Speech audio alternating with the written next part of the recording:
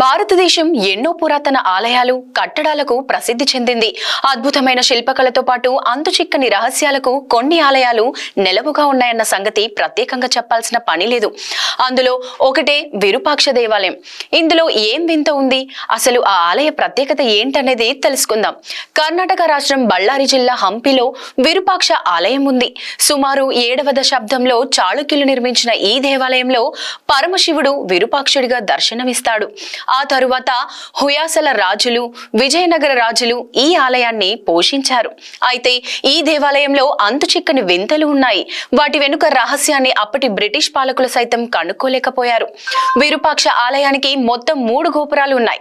తూర్పు గోపురం సుమారు 160 అడుగుల ఎత్తులో 9 అంతస్తులుగా ఉంది. అలాగే ఆలయం లోపల గోడ మీద 6 అంగుళాల చీలిక ఉంటుంది. అలాగే గర్భగుడి నీడ ఆలయం వెనుక వైపు తలకిందులుగా పడటం విశేషం. సూర్యోదయం నుంచి ఉదయం 9 గంటల వరకు ఈ నీడ కనిపిస్తుందని తెలుస్తోంది.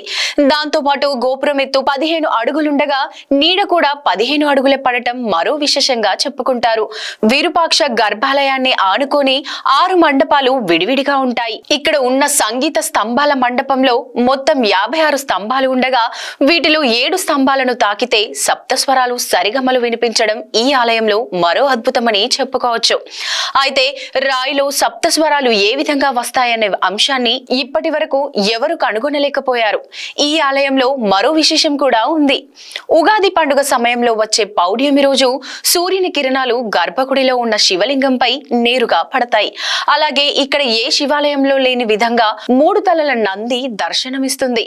విరూపాక్ష ఆలయంలో స్వామివారు ఉగ్రరూపుడు. అందువల్ల ముఖమండపం నుంచి గర్భగుడికి దారి లేదు. కాగా ఆలయానికి భక్తులతో పాటు భారీ సంఖ్యలో సందర్శకులు వస్తుంటారు.